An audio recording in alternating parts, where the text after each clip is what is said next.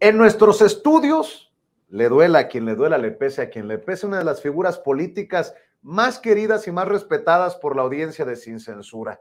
Y yo le agradezco que nos acompañe para hablar así, sin censura, en nuestros estudios. Es la senadora Antares Vázquez Alatorre, senadora federal de Morena por Guanajuato, hoy aspirante oficial a la coordinación de la defensa de la 4T en aquel estado que sigue siendo gobernado por el PAN. No la tiene fácil, senadora, pero muchas gracias para empezar muchas gracias. este diálogo. Gracias a ti, Vicente, por invitarme, que ciertamente he estado ausente porque he andado trabaje y pues a veces no coincidimos, pero heme aquí. Además estaba muy prometido venir a los estudios. Claro, dice, qué elegante es un hombre. Elegantísimo, ¿eh? Para los que no conozcan, está elegantísimo aquí. Oiga, a ver, le va a doler mucho lo que dije, la presentación que hice a sus competidores, a sus contrincantes, pero es la verdad. La gente aprecia la sinceridad que por años te ha caracterizado, senadora, estos debates en el Senado de la República, tu intensa presencia en redes sociales. ¿Cómo te está yendo? Déjame iniciar así. ¿Cómo te está yendo por allá en Guanajuato con estos recorridos? Te conocemos a ras de suelo. Pues fíjate que bien, Vicente, me está yendo bien. A donde voy, pues la gente me trata muy bien en el estado de Guanajuato y además es innegable el crecimiento de Morena en Guanajuato, porque aquellos que dicen que Guanajuato es bien panista, déjenme decirles que no, que era del verbo ya no, porque la gente está indignada ya de los malos gobiernos del PAN y desesperada por la violencia y la inseguridad, y además también que el buen gobierno del presidente López Obrador sin duda ha hecho ver a muchas personas la diferencia.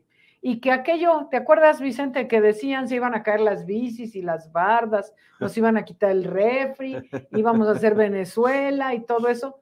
Pues ya no pasó, ya van a ser 5 años del gobierno del presidente López Obrador y todavía no somos Venezuela.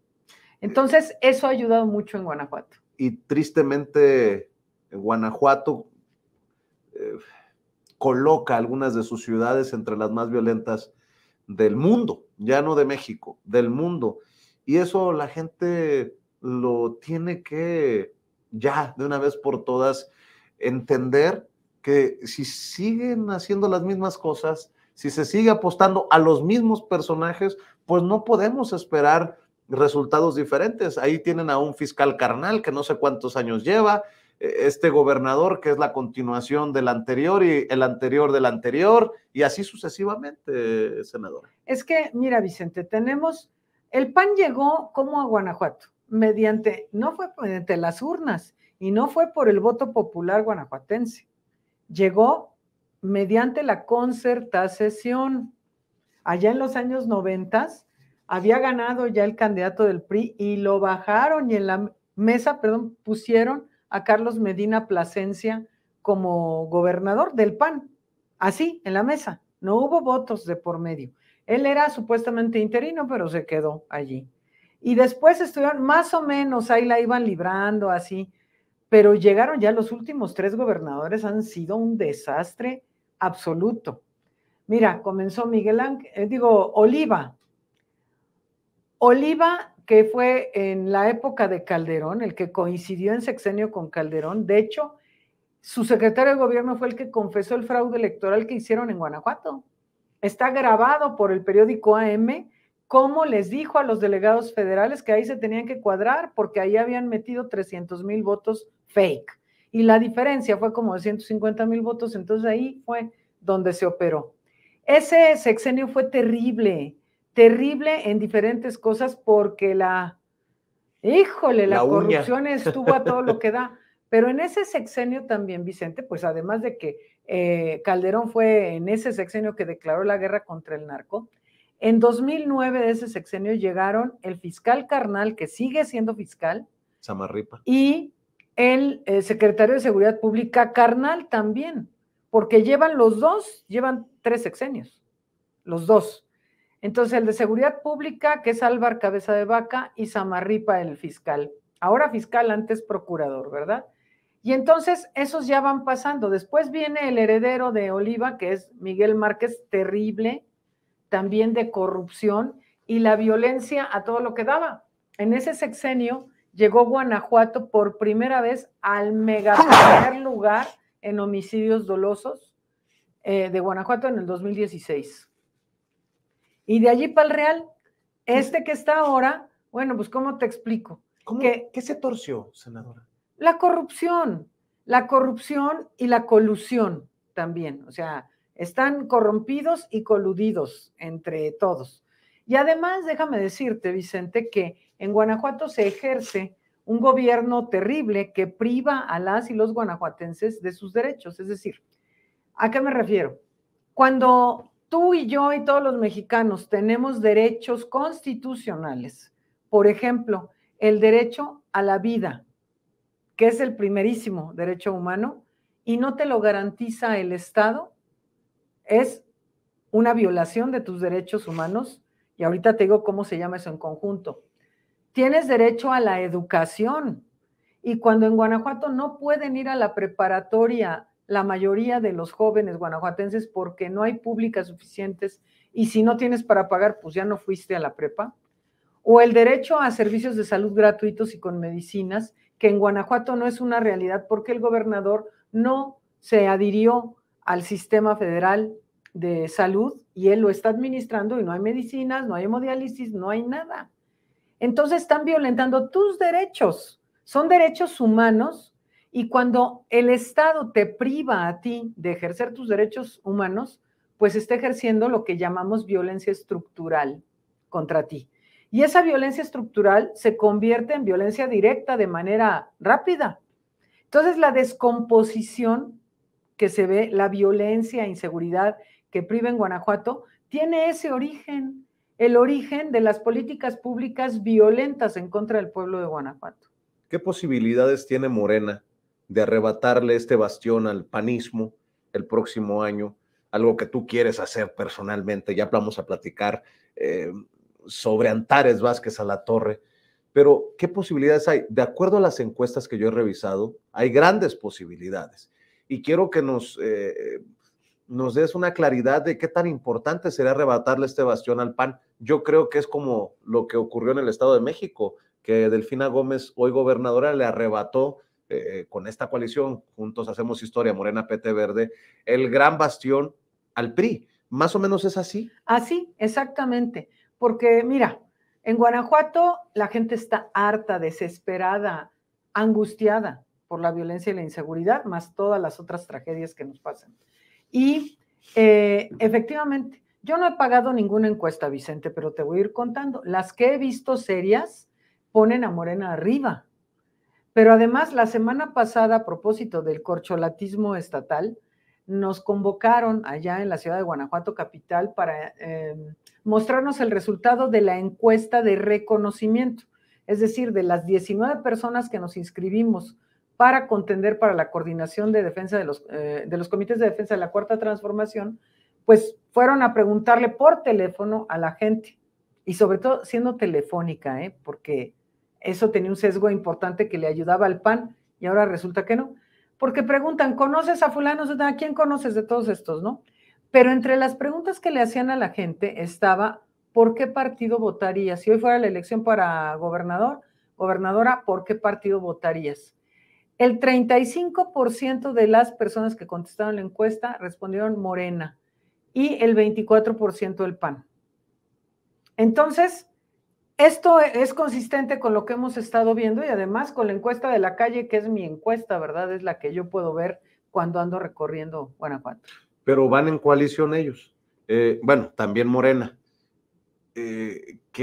¿Cómo quedan los números cuando se cuenta PT Verde y cuando se cuenta PRI y PRD? No se preguntó por coalición, pero puedes ver los votos, el porcentaje que tienen los otros partidos y no, ni así les da, porque allá andan discutiendo todavía, si van en coalición o no van en coalición, porque además de todo son soberbios los panistas de Guanajuato. Andan preguntando y hay unos que sí quieren, otros que no quieren.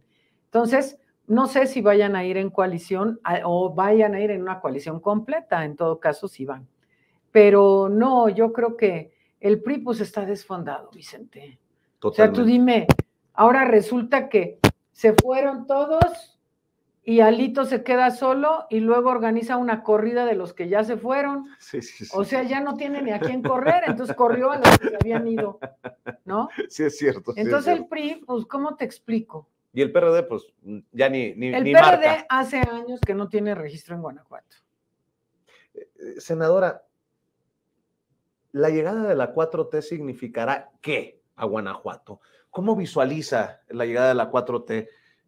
¿La 4T sacará a estas ciudades de las listas de las más violentas del mundo? Yo sé que no es un proceso de la noche a la mañana. El propio presidente Andrés Manuel López Obrador ha tenido sus grandes retos para afianzar la 4T en estos 5 años que lleva de gobierno. ¿Pero qué visualiza, Antares? Pues mira, Vicente, en Guanajuato hay que hacer una gran revolución social.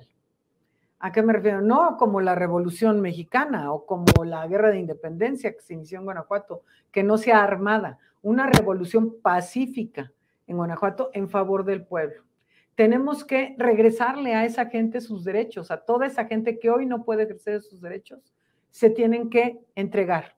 Entonces, eso es lo primero, garantizar que las y los guanajuatenses puedan ejercer sus derechos, los que tenemos todas y todos por ser mexicanos y mexicanas, ¿no? Entonces, eso es una cuestión muy importante. Se tiene que trabajar, cambiar el paradigma del gobierno del estado de Guanajuato, de estar centrados en su élite, en su bolita, en sus cuates, en un gobierno muy obeso, para hacer un gobierno austero que se dedique la mayor parte del presupuesto a la gente de manera directa. Se tiene que reforzar. Guanajuato es de los estados con peores indicadores educativos, Vicente. Anda presumiendo el gobernador que, ay, no, pues es que somos la quinta economía del país. Ajá, pero en manos de quién está ese dinero? En unas cuantas manos, porque el 80% de las y los guanajuatenses son vulnerables. Tenemos, aparte del primer lugar en homicidios dolosos, tenemos el municipio más grande, más poblado del estado, que es León. Resulta que es el municipio número 1 en cantidad de pobres en el país. Tenemos 3 de las ciudades guanajuatenses en el top 10 de las ciudades más violentas del mundo, como bien dijiste. León, Irapuato y Celaya están entre las 10 ciudades más violentas del mundo. Eso es inadmisible, entonces tenemos que corregir todas estas cosas como atendiendo las causas, quitando las complicidades. Volviendo, todo lo que hizo el presidente López Obrador ya nos enseñó a gobernar, Vicente, nos ha enseñado a gobernar. ¿Por qué? Porque ¿qué hizo Andrés Manuel? Gobierno austero, quitar privilegios de arriba y vámonos todo ese dinero y por supuesto acabar con la corrupción, que eso es en Guanajuato, bueno, un tema fundamental. Y tengo la idea de que en Guanajuato no es primero los pobres. Ay, claro que no, los pobres no nos importan, ese es el lema de los panistas. O sea, a los pobres los usan ellos para cuando van con frijol con gorgojo, para la época electoral nada más, que como ahorita ya comenzó la temporada de sopilotes, entonces ya andan, ¿no? Y sí andan bien sonrientes y bien contentos. Lo dije en la pasada elección, cuando Morena le gana al PRI, el Estado de México, no va a ser fácil, no va a ser fácil. Pero a ver, senadora, yo lo planteaba para el Estado de México, cuando Morena le arrebata el Estado al PRI, si se iban a quedar de brazos cruzados ante lo que se ha convertido como una aplanadora política, este movimiento, esta coalición Juntos Hacemos Historia.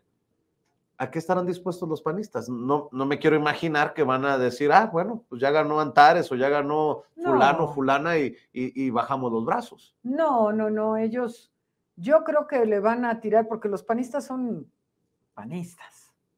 Así vimos la elección, ¿te acuerdas? En Aguascalientes, que fue a golpes, anduvieron golpeando gente en la calle, los días previos a la elección y durante el día de.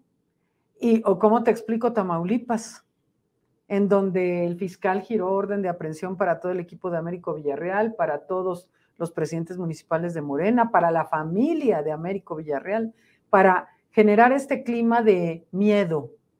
Ellos, los panistas, como buenos de ultraderecha que son, siempre utilizan el miedo como una herramienta. Lo hacen, por ejemplo, en Guanajuato está amenazado toda la gente de, es que si no haces lo que yo digo, te corremos. Su pena de perder tu trabajo, de perder tu patrimonio, siempre es a base de amenazas. Pero yo creo que el pueblo de Guanajuato ya, o sea, ¿qué más puedes perder, Vicente? Sí, estás Entonces, perdiendo hasta la vida. La gente está desesperada, entonces es tiempo del pueblo de Guanajuato. ¿Qué es lo que yo les digo? ¿Quién puede? Antares no, o una persona sola no, el pueblo es el que puede. Y yo creo que el pueblo de Guanajuato ya está en esa dinámica de decir ya, basta, no más pan duro. Hablabas de 19 aspirantes. Ayer se reunieron para cerrar filas, para conocer los detalles de la encuesta, de los procedimientos con la doctora Claudia Sheinbaum. Veíamos también el regreso de Adán Augusto López Hernández, a Mario Delgado. Y en Guanajuato, corrígeme si estoy equivocado, quedaron 5 aspirantes. 4 finalmente, porque, bueno, la primera parte fue, nos inscribimos, el Consejo Estatal votó por 2 hombres y 2 mujeres, entre los que yo estaba, pero esas eran nada más así como la propuesta del Consejo Estatal. Después hicieron la encuesta de reconocimiento, es nada más para que los más conocidos, conocidas quedáramos, y quedamos los mismos 4. Pero la Comisión Nacional de Elecciones tiene en todo momento la facultad de meter a alguien más, y metieron, el viernes dieron el resultado de quiénes íbamos finalmente a la encuesta final, y bueno, finalmente y final, ustedes perdonen, pero quiénes íbamos, y además de los 4, ellos añadieron a Héctor Tejada, que es el presidente de la Concanaco Servitur. Y pues nos sorprendió a todos porque nadie había visto señales ahí, pero dije, está bien porque él suma. Y causó como 10 infartos o 20 en Guanajuato, que estuviera Héctor Tejada en la lista de Morena. ¿Y qué pasó? Pero él se bajó. Ah, ya se bajó. Se bajó porque decía que él, pues no, él tiene el compromiso en la Concanaco todavía 1 año y prefiere seguir allí, y que pues agradece, pero no. Entonces seguimos los 4 que estábamos originalmente. Ernesto Prieto, quien fue el director del Instituto para Devolver al Pueblo lo Robado, Ricardo Sheffield, el ex procurador del consumidor, Alma Alcaraz, no la tengo en el radar, y usted, sí. Antares. Así es, Vicente, somos las 4 personas que estamos en el proceso. ¿Y no lleva desventaja el hecho de que se enfrente a funcionarios de gabinete o exfuncionarios de gabinete, Antares? Yo sé que eres muy activa, senadora, en espacios como Sin Censura, en TikTok, en redes sociales, en la tribuna, desde tus trincheras, pero no es lo mismo a tener un espacio en la mañanera, algunos de vez en cuando, como el caso de Prieto, o todas las semanas, como el caso de Ricardo Sheffield. ¿Cómo te percibes en esta contienda, en este proceso interno? Sí, por supuesto que es una desventaja, porque además yo no pago chayo, Vicente. Para que les digas que no te voy a pagar hoy. No, yo me pregunto porque es una fuerte declaración. ¿A qué te refieres? Bueno, yo no pago chayo y por lo tanto en Guanajuato ha habido mucha dificultad para mí en los medios, mucha dificultad. De hecho, mucha gente a mí me ha conocido por Sin Censura. ¿Ah, sí? Ah, sí. Sobre todo, ¿sabes quién? Los migrantes. Nuestros migrantes que en Guanajuato, mira, hay paisanos nuestros en Estados Unidos así. Y ellos me han presentado con sus familias. Entonces, mucha gente de Guanajuato me ha visto, y del país, porque además, pues, a ti te ve muchísima gente, me ha conocido vía Sin Censura, o vía mis redes sociales, el canal del Congreso, o lo que se da. Y ciertamente, pero hay una invisibilización de Antares Vázquez Alatorre. Sí. Allá en los medios tradicionales. Así es. Ah, carambas, eso sí Entonces, es noticia. Pues bueno, eso ha sido siempre. Entonces yo he contado con el deporte extremo que es el morenismo, que es caminar, mira, así. Ahora sí que pie en tierra, y pues mis redes y los espacios como el tuyo que me han dado la oportunidad de darme a conocer. Pero no, ahora ya estoy de plácemes y ya me creo mucho, Vicente, porque la semana pasada mi cabecita de algodón me mencionó 2 veces. Sí, 2 veces, inopinadamente. Yo dije, bueno, entonces me quiere. Entonces ya con eso yo ando en las nubes. Pero sí, obviamente es una desventaja enorme estar saliendo años en la mañanera cada semana, pues nada, ¿no? Pero yo creo que la gente se da cuenta por el trabajo que hacemos también en territorio, porque eso es lo cercano, lo que la gente ve cotidianamente. A mí me ven en sus comunidades, en los mercados de sus municipios, en la calle, o me buscan por mis redes sociales a la atención de alguna situación y les ayudamos, y entonces la gente sabe cómo trabajamos nosotros, ¿no? ¿Será un proceso interno calmado?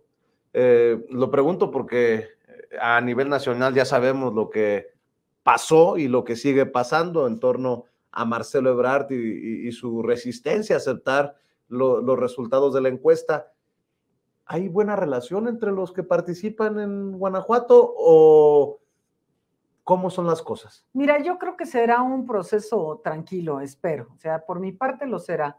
Yo, y lo saben todos en Morena, porque cuando a mí me violentaron en el 18 para bajarme y que llegó otra persona en mi lugar a la candidatura a la gobernatura, yo dije, bueno, si suma más votos para que Andrés Manuel sea presidente, pues está bien. Y yo me quedé en el movimiento y me quedé tranquila. Y eso lo volvería a hacer. ¿Por qué? Porque el movimiento es más grande que yo y que todos nosotros, incluso más grande. El proyecto de nación es más grande que el presidente López Obrador, que ya son palabras mayores, ¿no? Entonces, hay que garantizar eso. Pero yo espero que las otras personas estén en la misma disponibilidad, ¿no? Y espero que así sea en todos los estados que está ocurriendo este proceso en este momento. ¿Qué dicen los números? ¿Hay encuestas? Pues mira, yo no he pagado ninguna. Dicen que el que paga gana. El que paga manda normalmente, entonces, pero lo que me alienta es que yo estoy en todas las encuestas que pagan todos, ¿verdad? Yo aparezco allí, hay encuestas que me ponen a mí arriba, ya ha habido varias que me ponen a mí arriba dentro de Morena, entonces, pues bueno, no te sé decir exactamente, ahora que sea la encuesta final de Morena, pues veremos, porque además, algo que es muy claro es que en Morena no es nada más un concurso de popularidad y el que es más conocido queda. También cuentan los negativos y también cuentan una serie de atributos y lo que la gente opina respecto a cada quien, ¿no? Entonces, pues yo espero que mis paisanos de Guanajuato me ayuden a ganar esta encuesta. Antares, el tema de paridad va a jugar un papel importante. ¿Ve a Guanajuato yendo con mujer? Claro. ¿Y si es mujer, es usted? Claro.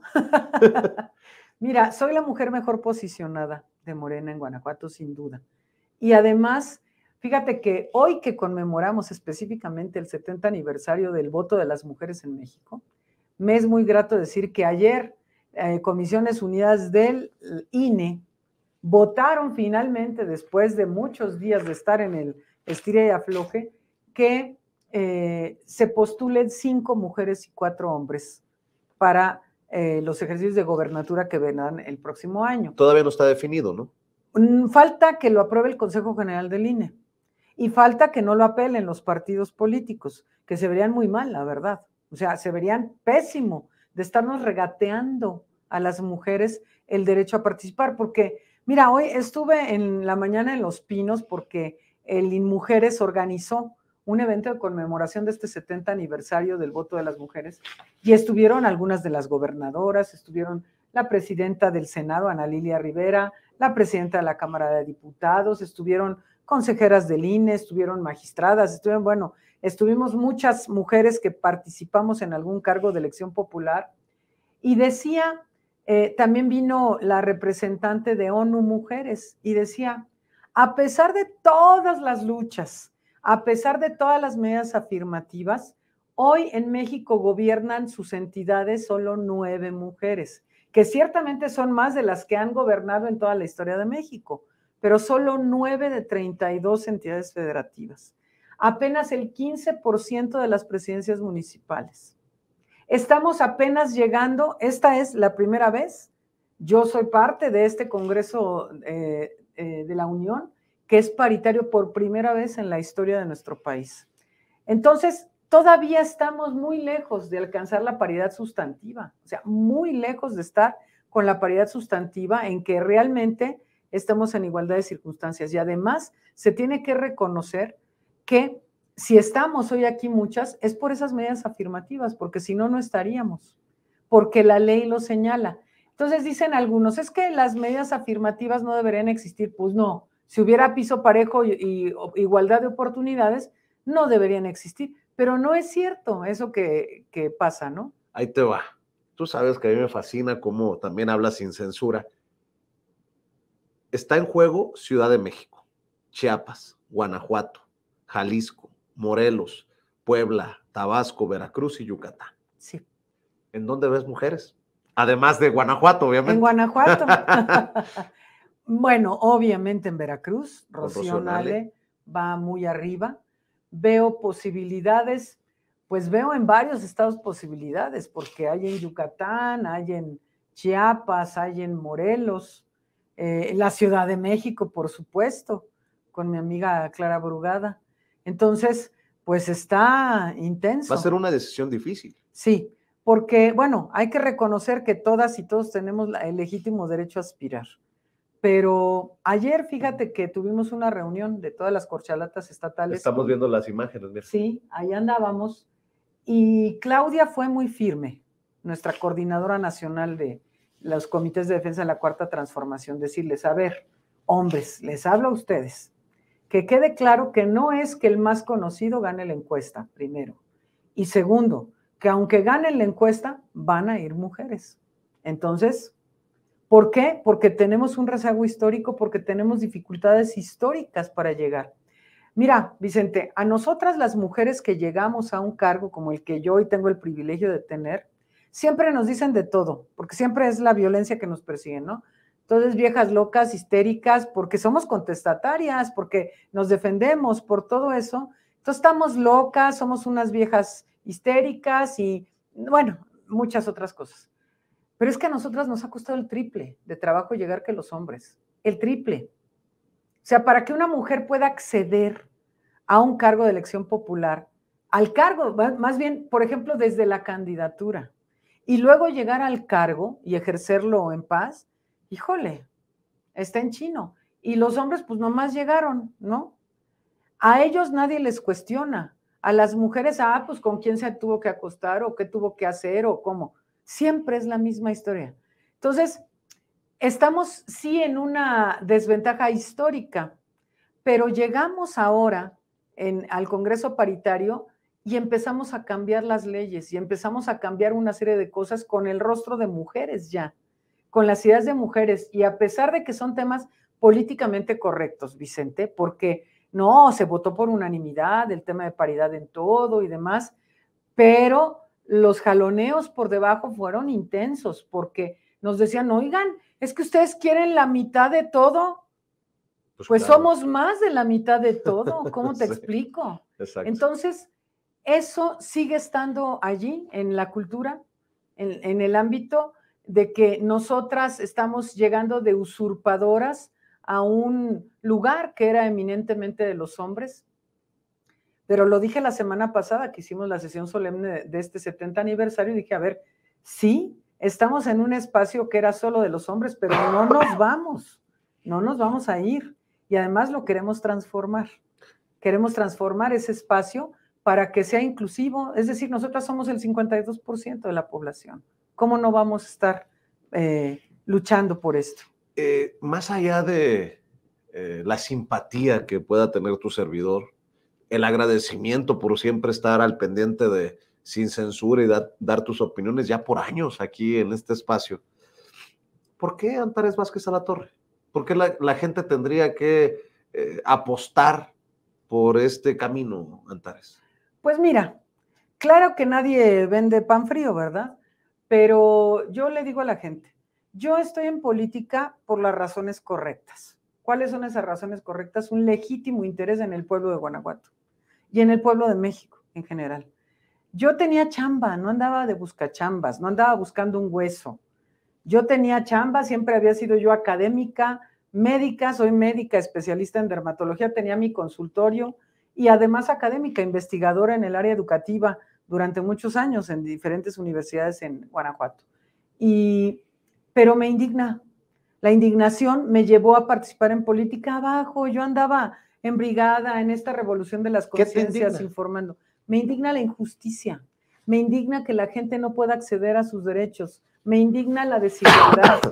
Me indigna la violencia. Me indignan los gobiernos apáticos que no voltean a ver las necesidades del pueblo. Entonces eso me hizo a mí involucrarme en política y yo no andaba con alguna aspiración de nada, ¿eh? Yo, cuando me invitaron a ser, bueno, fundadora de Morena, por supuesto, y cuando en la primera elección nos acaban de dar el registro como partido, y me dicen, oye, pues queremos que tú tienes un muy buen perfil académico y demás, para que seas candidata a diputada. Y dice, ay, no, yo no, yo les ayudo, pero no. Pero ¿sabes qué, Vicente? No había nadie. Nadie quería ser candidata o candidato de Morena. Nadie se atrevía. No, entonces dije, bueno, está bien. Yo sabía que era una candidatura de sacrificio. Mucha gente ni siquiera sabía que existía un partido Morena. Estoy hablando de 2015. Fui candidata a diputada. Y dije, bueno, esto, pues mucho esfuerzo. Yo era brigadista, era la encargada de la defensa del voto, era la encargada de la promoción del voto, tenía que trabajar para mantener a mis hijos y bueno, una serie de cosas, ¿no? Pero aprendí muchas cosas. Y después fueron los compañeros los que me impulsaron en el... Porque seguimos caminando, ¿eh? Después de perder esa elección, seguimos caminando, construyendo partido y la revolución de las conciencias en Guanajuato. Y para el 18, en 2017, los compañeros me impulsaron y me votaron para que yo fuera a la encuesta para la gobernatura. Y gané esa encuesta. La gané. ¿La gané cómo? Pues también a base de chanclismo, como les digo yo. Y después por violencia política no fui yo. Pero fue cuando ya estaba Malú Micher, era nuestra candidata al Senado, y entonces de la dirigencia de Morena me dijeron, vas al Senado, en la Pluri 1, porque ya habían pasado los tiempos. Y fui la coordinadora de campaña de Andrés Manuel López Obrador en el 18 en Guanajuato. Para aquellos que dicen que por los pluris no votó nadie, pues miren, yo hice campaña más que todo mundo en ese estado. He recorrido Guanajuato, no solo en ese entonces, lo he recorrido antes y después, no he dejado de recorrer Guanajuato. Conozco muy bien el estado, conozco muy bien a la gente, las necesidades por municipio. Y por eso, porque yo ya no quiero ver a Guanajuato como lo estoy viendo ahora, porque ahí vivo yo, ahí viven mis hijos, y yo no quiero estar en esa zozobra que estamos hoy las y los guanajuatenses. Entonces, esa es la razón. Dar la buena batalla para que en Guanajuato se profundice la cuarta transformación. Hablas de tus hijos y siempre has hablado de tus hijos. ¿Lo consultaste con ellos? ¿Qué te dicen de esta aspiración? ¿Qué te dicen de estos recorridos, de este nunca parar, Antares? Ellos están resignados, ya son adultos, son autónomos, pero pues sí, también les ha tocado, porque a mi hijo mayor, que cuando yo era candidata a gobernadora, precandidata a gobernadora, les bajaron una foto de su Facebook, estaba con una marcadora de gocha, él, y lo sacan en primera plana de un periódico, ahí sí, de un periódico de Guanajuato, diciendo que el hijo de Antares era del Cártel Jalisco Nueva Generación. Una chava, de cuando era de prepa, mi hijo.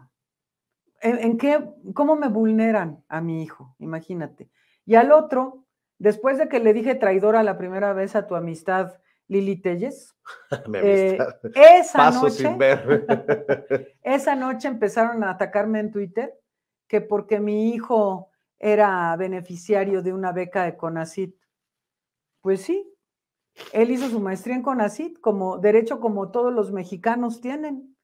Y eso sugiriendo como que había influencias y era una beca, una bequita, no creas que ni en el extranjero, él hizo su maestría en Irapuato en el Cinvestav. Entonces, también me lo atacaron y él es el que menos le interesa la política, él no le interesa. Él es científico, él se mantiene en su línea y pues resulta que también me lo atacaron. Entonces siempre hacen esas cosas con las mujeres porque saben, ¿no? Pero mis hijos pues ya se acostumbraron a la mamá que tienen, están resignados, pues ¿qué hacen? Hablas de tus rivales políticas, nunca enemigas, me imagino, en el Senado de la República.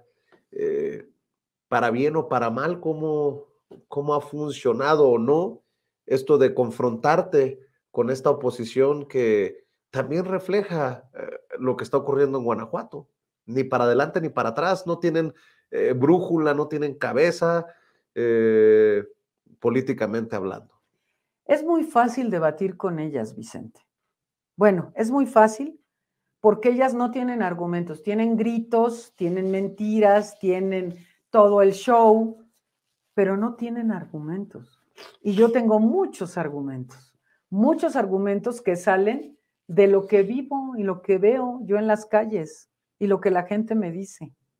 Y ellas además tienen un profundo desprecio por el pueblo, porque al pueblo lo usan únicamente, así le hacen en Guanajuato, lo usan para pedir el voto a cambio de cualquier frijol con gorgojo, pero la misma gente te dice es que después ni vuelven, pues no, y como yo soy la que vuelve, a mí me caen todas las quejas. Entonces, escucho a la gente y es que ellos van en la campaña y después se encierran en su burbujita y hasta ahí llegó el asunto y después al siguiente puesto, entonces vuelven a ir en campaña y vuelven a engañar, a jugar con la esperanza de la gente, porque la gente tiene la esperanza de las mentadas promesas. Yo les digo, es que no hay que atender a las promesas. Se hacen propuestas, pero eso te prometo que voy a hacer. Mucha gente ha quedado de ver siempre. Por eso el desprestigio de la clase política en México, porque siempre han quedado a deberle a la gente todo. Entonces, eso es lo que nos hace distintos. Ellos ahora piensan, mira, por ejemplo, ahora que sacaron a la señora X, ¿no? Que escogieron a la señora X, ¿por qué la habrán escogido? Te voy a decir por qué. Porque así como mi presidente dijo, es que los conozco muy bien, son tan predecibles, yo también los conozco muy bien. Tengo muchos años de vivir en Guanajuato y además estudié y todo con ellos, con muchos. Los conozco muy bien. Porque la señora X habla con groserías y ellos piensan que la gente le gusta eso de que le hablen con groserías. Es un menosprecio al pueblo de no entender, porque la gente puede decirlas, pero no le gusta que un representante popular llegue y les hable así, con esa vulgaridad de la señora. Les gusta que sean respetuosos, que seamos respetuosos de las personas. Piensan que hay el origen humilde que le fabricaron a la señora de las gelatinas, con eso le iban a hacer. No, si la gente no es tonta, ya no se dejan engañar, no los pueden manipular a decir, ay, mira la pobrecita, y se viste de indígena, ya ves que se viste de dinosaurio, se viste de indígena, de ecologista, de ingeniera, de todo se viste, ¿no? Se encadena. Y entonces ellos piensan que eso la va a hacer muy popular y ahí tienes el fracaso que está haciendo la señora X, porque la gente, bueno, ya perdió hasta el voto de ellos mismos. Hablas de orígenes. ¿Puedo preguntarte de dónde viene Antares Vázquez Alatorre? Y lo pregunto en el afán de que la gente que nos está viendo y escuchando, que sí se emociona y te sigue cuando les pones en la torre a tus rivales políticos, que también conozca eso que a lo mejor no conocemos muchos. ¿De dónde viene Antares? ¿De dónde sale? ¿Y quién es en ese sentido Antares? Pues mira, yo soy la hija mayor de una familia de 5 hijos e hijas. Somos 3 mujeres las mayores y los 2 hombres los menores, ya murió uno de mis hermanos. Pero mi papá era originario de Pénjamo, Guanajuato, de una comunidad que se llama el Saus de Méndez. Acabo de estar en Pénjamo este fin de semana, que es el Pénjamo de mis orígenes, les digo yo, porque de ahí era mi papá. Y mi mamá de La Piedad, Michoacán, que está ahí al otro lado del puente de La Piedad, Michoacán. Entonces, son municipios de 2 estados, pero que están hermanados. Y las regiones en México, como en todo el mundo, pues no tienen que ver con las fronteras que haya de los estados. Entonces, mis papás se casaron, mi papá de origen rural, y fue de una cultura muy especial porque él era muy aplicado, aunque entró a párvulos en La Piedad, fue a la escuela en párvulos, que era el kinder, cuando tenía 11 años. Y eso porque mi abuela se empeñó en que fueran él y mi tío Ignacio, que acaba de morir. Y empezaron, entonces estudió la secundaria después porque cerraron la secundaria de La Piedad porque no había matrícula, imagínate. Entonces tuvo que ir con su hermano el cura a vivir a Zitácuaro, Michoacán, a terminar la secundaria, y él quería estudiar en el Poli, en la vocacional del Poli, y después iba a estudiar ingeniería química, quería, pero pues eran muy, muy humildes y no tenían, y un poeta amigo de mi tío el cura en Zitácuaro le dijo, es que yo tengo un amigo en la Ciudad de México, deberías ir a verlo, porque andaban buscando quién lo apoyara para venirse acá a la Ciudad de México a estudiar. Y resulta que el amigo de ese señor se llamaba Manuel Gómez Morín. Ándale. Manuel Gómez Morín, fundador del PAN y fundador del TEC de Monterrey. Conoció a mi papá que pues iba así, era un muchacho que en ese entonces tenía 17 años porque iba atrasado por la edad a la que empezó a estudiar para entrar a la prepa. En ese entonces, como era una escuela multigrado, pudo terminar la primaria en pocos años. Pero bueno, entró a la prepa a los 17 años, pero Manuel Gómez Morín le dijo, oye, Nicolás, tienes muy buenas calificaciones. ¿Has oído hablar del Tecnológico de Monterrey? Pues claro que no, mi papá no había oído, pero mi tío el cura dijo, sí, yo sí, pero es una escuela muy cara y nosotros no tenemos dinero. Y él les dijo, regrésense a Zitácuaro y esperen noticias mías. Y a los 15 días le llegó a mi papá un telegrama de Manuel Gómez Morín. Preséntate en Monterrey tal día, le da una fecha, antes pasa por mi oficina. Era un peregrinar en ese entonces. Venir de Zitácuaro a México y de México a Monterrey, pues no había las autopistas que hay ahora, era una así como tremendo. Y pasó a la oficina de Gómez Morín, que le dio la secretaria una tarjetita y le dio un sobre con dinero para el viaje. Y lo mandó a Monterrey. Mi papá tenía una muda de ropa. Llegó al TEC de Monterrey y así como que, pues, ¿qué onda con este chavo, no? ¿Y qué se te ofrece? Y mi papá nomás les dio la tarjeta. Ah, caray, se movilizaron todos porque era el enviado del maestro Gómez Morín. Le dieron una beca del 100%. Gómez Morín, fundador del TEC, le consiguió que fuera prefecto del internado del TEC en aquel entonces, y eso le daba derecho a vivir allí y a comer allí, y estudiaba en la biblioteca y ya, ¿no? Entonces estuvo en la prepa del TEC de Monterrey y en la carrera del TEC de Monterrey. Hizo allí ingeniero mecánico en administración, era mi papá.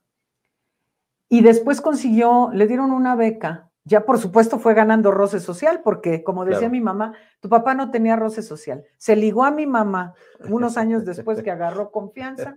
Mi mamá, una señorita, como ella dice, del primer cuadro de La Piedad, Michoacán, muy bonita, y la vio en la calle y le dijo a su amigo, mira, ella va a ser mi esposa. Oye, Nicolás, pero ella ni te pela y además ni tiene novio, no importa. Y sí se encargó del novio y todo, ¿no?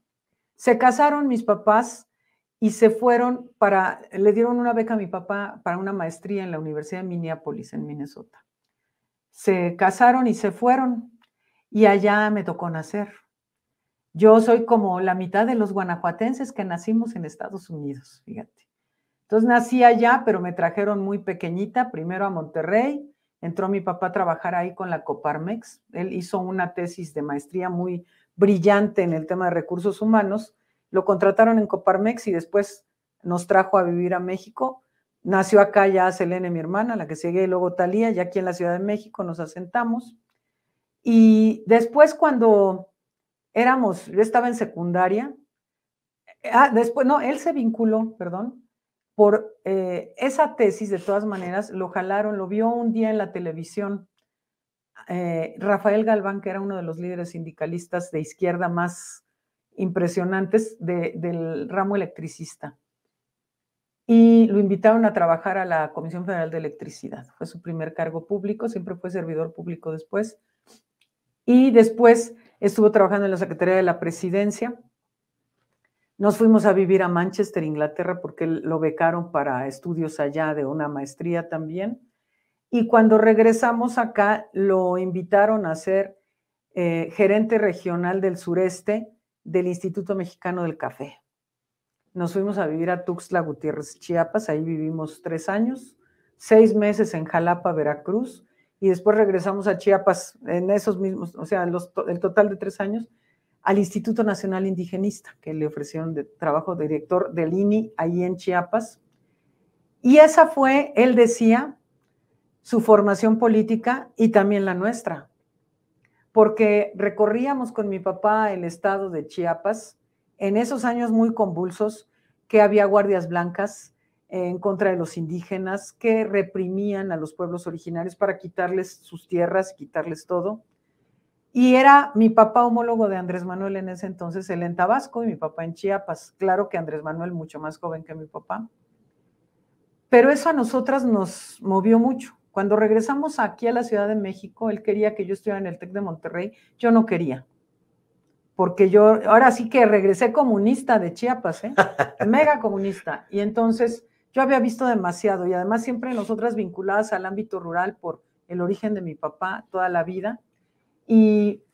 Pero nos obligó a ir. Entonces yo estuve en la prepa del TEC de Monterrey y después estudié medicina aquí en México, en La Salle, y después hice mi especialidad en dermatología aquí en el Hospital General de México, avalado por la UNAM.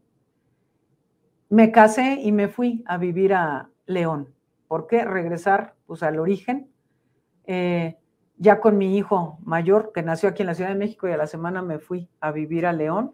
Y allá empecé mi práctica médica y entré al Seguro Social un tiempo y mi consultorio, y después empecé a dar clases, estudié la maestría y el doctorado en educación y acabé trabajando en el TEC de Monterrey también. Mira cómo es la cosa, ¿no? Y hice el doctorado, la maestría en La Salle y el doctorado en innovación educativa en el TEC de Monterrey. Entonces, eso me ha permitido a mí tener un panorama de diferentes ángulos y siempre he sido de territorio, siempre desde niña, eso aprendí de mi papá, ¿no?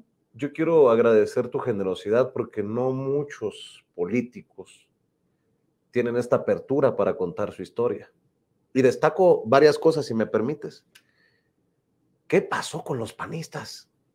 Muy alejados de Gómez Morín, el panismo yo creo que es la peor generación del PAN en la historia, que no tiene nada de esa generosidad y de esa capacidad social, ¿no? Fíjate, así lo entiendo. Es que yo cuando trabajé en el TEC de Monterrey les decía eso, ¿qué pasó aquí también? Porque efectivamente en ese tiempo mi papá tuvo la oportunidad de una beca del 100% en el TEC y no solo él, le dijeron, oye Nicolás, ¿no tienes amigos tuyos así que estén así como tú, que tienen buenas calificaciones, que se quieran venir? Y algunos amigos de mi papá se fueron a estudiar al TEC en la misma circunstancia. Y muchas cosas que pasaban antes. Yo no puedo concordar por origen con los panistas en su ideario original, aún en el ideario de Gómez Morín. Pero yo creo que Gómez Morín se moriría 3 veces seguidas de verlos. Se revuelcan su tumba. No, y los de Guanajuato, ¿cómo te explico? Que son una extirpe hiper corrupta, hiper todo, ¿no? Entonces, es como que la gente también entienda que en política, como dice el presidente, lo explica él muy bien, no hay blancos y negros. Y en todos lados hay gente buena y en todos lados hay gente mala. Y los panistas originales, pues tenían una ideología, pues sí, de derecha, por supuesto, confesional y demás cosas, pero no en la corrupción. Bueno, el propio presidente ha reconocido algunos, ¿no? Históricos. Así es. Y luego hubo algunos que lucharon por lo que creían y lo hicieron bien. Pero estos, no, estos ya es una cosa muy fea, una descomposición terrible. Se me erizó la piel cuando mencionabas la experiencia migrante de tu familia y cómo esa experiencia de tu familia te tiene que llevar a poner a nuestros migrantes en el centro de este gobierno que en algún momento buscas encabezar, Antares. Porque ¿sí? en Guanajuato ha habido una gran simulación, disque de apoyo a los migrantes. Incluso llevaron al que fue jefe de la Oficina de Atención a los Migrantes con Fox, Juan Hernández. Es el secretario del migrante en Guanajuato. Y terminó siendo un fiasco, es una simulación. ¿Qué le dices a la gente migrante? Incluso los familiares de gente que está en Estados Unidos ganándose la vida decentemente, que forman parte de esos héroes y heroínas a las que se refiere el presidente Andrés Manuel López Obrador. ¿Podríamos algún día regresar al sueño de volver? Sí, y mira, Yo aprecio mucho porque además mis papás me contaron, yo no me acuerdo porque era muy bebé, ¿verdad? De las cosas. Se fueron con una beca de soltero mi papá. Entonces mi mamá era babysitter cuando podía, embarazadísima y así. Y mi papá era jardinero cuando no estaba en la escuela. Y todas las cosas, mi papá hablaba inglés ya porque lo había aprendido en el TEC, mi mamá no. Y todas las cosas de cómo se enfrentaban ellos a un país que además ahora hay millones de mexicanos y mexicanas en Estados Unidos. Hoy, antes no. O sea, estamos hablando de cuando yo nací hace 20 años. No era tanto así, menos en Y no te pregunto tu edad porque me regaña mi mamá, porque me dice que esas preguntas no se hacen. Estoy de acuerdo con mi mamá. Sí. Pero eran todas las cosas que pasaron ellos, avatares que pasaron, de cómo cruzaron la frontera conmigo, bebé, convulsionando de fiebre, y que no sabían qué hacer entre papás primerizos y estaban en otro país y muchas cosas que llegaron a Monterrey conmigo así súper mal y ya a atenderme finalmente al médico. Entonces, son muchas cosas y otras peores que pasan nuestros paisanos. Y además ver cómo han respondido. O sea, yo veo los migrantes allá en Guanajuato, cuando yo voy a los ranchos, veo, digo, es aquí, pueblo migrante, porque ves las casas. Estilo que California. Están ellos trabajando allá, sí, sí. Ellos, y mandan su dinero para hacer la casa para su familia, ¿no? Y no fallan, y ahí están, y están aportando. He visto a muchos que me dicen, queremos invertir en nuestro pueblo, en su comunidad, pero no nos dan la vía a estos cuates, y entonces, ¿cómo le hacemos para poder invertir? Quieren regresar muchos, algunos ya están con documentos legales allá, entonces van y vienen, otros, pues no. También sé de muchos que están allá y no pueden regresar, porque si regresan ya no tienen la posibilidad de volver, ¿no? Entonces, ¿cómo es esta vida de sacrificio de los migrantes? Y además, ¿cómo sus familias obtienen bienestar de ellos? Y yo digo, no entiendo hoy, no entiendo, Vicente, cómo durante la pandemia aumentaron las remesas. Eso no lo puedo entender porque digo... Acto de heroísmo. Porque solamente digo, ¿cómo así hizo eso esa gente? O sea, la pandemia estaba igual allá que acá y tremendo, y ellos aumentando los recursos para su familia, eso a mí me parece una cosa como, sí, heroica, ¿no? Entonces, pues yo los aprecio muchos, tengo comunicación vía redes con muchos, que muchos me conocieron en Sin Censura, y me da mucho gusto tenerlos allí. ¿Algún entonces, día pues habrá recorrido por Estados Unidos? Sí, he querido, fíjate que iba a ir, pero nos cayó la pandemia, ya tenía ahí medio pactado, porque he querido ir a ver a los guanajuatenses, pero como que no he hallado un lugar en donde haya muchos, porque pues tampoco así como para andar recorriendo todo Estados Unidos. Entonces, ay, por favor, si tienen donde haya así un buen grupito o se junten de varias partes más o menos en un lugar, avísenme para ir. Pero parte ya de la campaña, ¿se puede? ¿Lo permite la autoridad electoral? Pues antes de la campaña, pues yo puedo ir, pues yo soy libre de ir a Estados Unidos. Además es un proceso interno, ¿no? Por ahora sí, yo en este momento soy senadora de la República y tengo libertad de ir a ver a mis paisanos a donde yo quiera. ¿Pedirá licencia, senadora? Cuando la ley lo marque, y depende si gané la encuesta o no la gané o qué, porque qué es lo que sigue, ¿no? ¿Y eso es como para cuándo? ¿Cuándo lo define la ley? ¿Lo tiene claro? Mira, el día 30 de este mes, Morena va a dar los resultados de quién quedó en qué estado. La ley prevé, porque habían hecho una reforma electoral en Guanajuato que ya les tumbó la corte, también qué bueno, porque ya habían dejado sin término para dejar el cargo anterior. Dije, ándale, mira, para eso pensando en la candidata del gobernador, ¿verdad? Pero la ley prevé 6 meses antes de la contienda electoral, es decir, del 2 de junio, quiere decir que el 2 de enero, ¿no? Entonces, vamos a ver cómo se van dando las cosas, depende del resultado de la encuesta y todo esto, y estaremos viendo, porque ahora también para la reelección de senadoras y senadores no es necesario pedir licencia, de hecho tienen que seguir en sus funciones. Entonces, a ver. ¿Qué le dices a la gente que nos está viendo? Que pues, pareciera que todavía no le cae el 20, pero que debemos de decirle con todas sus letras que los panistas sí roban, sí traicionan a la gente y sí mienten. ¿Qué le decimos a la gente? Eso, que lo vean, miren, que hagan un análisis situacional de su vida. ya no de la de otros o de lo que digan que si es un peligro para México o no. Es decir, ¿cómo viven? Porque se valen de gente que está en vulnerabilidad para seguirlos pisoteando, porque no ha mejorado la condición de vida de la gente que vota por ellos. La gente que vota por ellos sigue mal, sigue pobre, sigue abandonada, sigue sin respuestas. Entonces hay que valorar, ver un gobierno que sí atiende al pueblo y fuera de los fanatismos, esos del odio que han promovido tremendamente, que lo vean de manera lo más objetiva posible, cómo cambia la vida de las personas con una despensa, con un calentador solar, con un tinaco, o cómo cambia la vida con que los hijos puedan ir a la prepa y a la universidad, con que puedas tener un hospital en donde te atiendan y no tengas que vender hasta la camisa para resolver un problema de salud tuyo o de un familiar, que puedas tener un camino digno para sacar tu cosecha o para sacar un enfermo de tu comunidad. O sea, esas son las cosas que cambian la vida, no el fanatismo atroz, que digo, puede haber gente fanática, pero yo no creo que ningún fanático panista esté conforme con lo que está pasando en Guanajuato. No creo.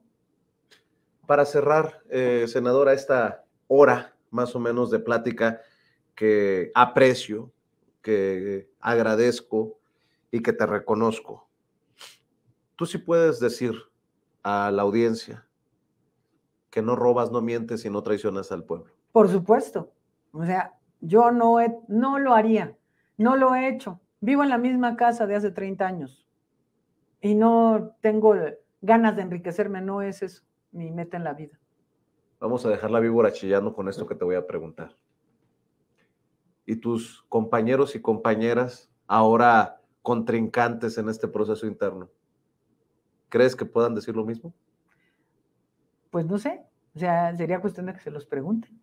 ¿Usted qué que piensa? vean su historia.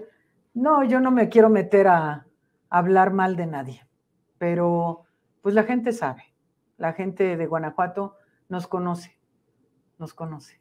Qué fuerte, qué fuerte. Antares Vázquez Alatorre, le agradezco por pasar a los estudios de Sin Censura. Sé que nos vamos a encontrar ya sea en redes sociales y qué bueno que en estos recorridos también la gente aprecia y lo reconoce. Nos vamos a ver pronto aquí o chancleando, ¿cómo dices? Chancleando, sí. un día de estos me doy la vuelta Te invito a participar. A Guanajuato. Sí, pero la verdad debo de admitir, ¿no le da miedo? A mí a veces mira, como que me da miedito. Hay cosas que dan miedo, pero no soy cobarde. O sea, de que miedo todas y todos tenemos, pero cobardía no. Bueno, pues entonces nos vamos a ir a la chancleada con Antares Vázquez Alatorre. Te agradezco, senadora. Muchas gracias. La senadora Antares Vázquez Alatorre hablando con nosotros sin censura, aspirante de este proceso interno para convertirse en coordinadora de la defensa de la Cuarta Transformación en Guanajuato. Usted la conoce, la ha visto, la ha escuchado muchas veces aquí en Sin Censura y bueno, pues esa realidad no la podemos cambiar. Hay una simpatía para Antares Vázquez Alatorre, pero más allá de la simpatía, que sea el pueblo de Guanajuato el que decida, más allá de lo que piense Vicente Serrano, que está acá en la Ciudad de México, ustedes allá en las ciudades, en los pueblos del hermoso estado de Guanajuato, pónganse las pilas y definan, por lo menos, acabar ya con estos gobiernos del PAN que son un desastre. Se lo hemos presentado aquí en Sin Censura, en donde todos somos sin censura. Le agradezco mucho y disculpe usted esta alergia que no me deja y perdón que sea a veces enfadoso sonar como suena su servidor, pero aquí con mucho corazón sacamos adelante la chambita. Buenas noches, que Dios nos bendiga a todos y nos vemos mañana temprano con Toño a las 6 de la mañana con el previo de la mañanera y las noticias más importantes. Yo soy Vicente Serrano y a nombre de las personas que hacen posible esta transmisión, pero que muchas veces usted no ve, no escucha, gracias, que descanse.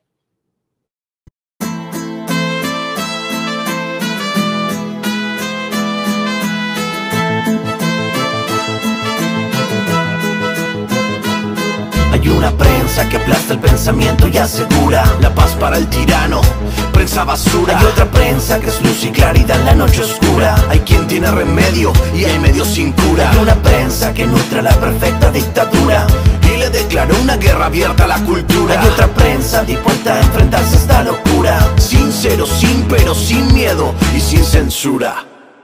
Hay una prensa sin vergüenza que dispensa ofensas a una masa densa que desconoce qué piensa. Si cambia de discurso buscando que no se note, porque no llegó la pauta, la payola ni el chayote. Corporaciones contabilizando acciones a la hora de esconder o pregonar sus posiciones, dejando trascender suposiciones, chimentos o pariendo mentiras sin ningún remordimiento. La libertad de prensa, la libertad de empresa, la libertad expresa de los dueños de la imprenta, propensa a dar batalla en pos de su codicia a quien venga y dé la talla en la lucha por la justicia. Desquicia, son mentiras, no noticias, pero hay otra prensa de verdad que no es ficticia. Hay otra prensa que es caja de resonancia del padecer del pueblo y conoce sus circunstancias, que entiende que el presente no da gracia, que entiende que la pugna es entre mafia o democracia, que extiende su mano y prende el fuego en el llano, enciende troyanos, tiende calor humano, sin caretas, profetas de la protesta, y el vil metal no los distrae de la meta. La cancha está inclinada y los recursos del poder para hacer que se transmita su discurso no tienen límite, siempre es el interés y la mano generosa del lacayo que los imite. Quien critique a esta máquina perversa sentirá balas de cerca, será blanco de sus fuerzas. Harán que se retuerza su estructura, si no alcanza seguirán por la censura. Fifi, cheto, fresa, presa, de esa alma da cabeza, besa su alteza, profesan promesas de esas que sabemos pronunciar y no progresan. Me temo que vemos el mal supremo y decir la verdad se convirtió en deporte extremo. Son demonios demostrando su temor, el demos, el pueblo, su único bemol. ¿Será el sol que ilumine la comunicación o el Seol que confine a la persecución? Porque un pueblo que ignora no puede ser feliz. Una prensa y otra prensa, ¿cuál vas a elegir? ¿Cuál vas a elegir? ¿Cuál vas a elegir? Sin censura, Daniel De Vita en el micrófono. Le de esta en la casa. Hay una prensa que aplasta el pensamiento y asegura la paz para el tirano, prensa basura. Hay otra prensa que es luz y claridad en la noche oscura. Hay quien tiene remedio y hay medio sin cura. Hay una prensa que nutre la perfecta dictadura y le declaró una guerra abierta a la cultura. Hay otra prensa dispuesta a enfrentarse a esta locura, sincero, sin pero, sin miedo y sin censura.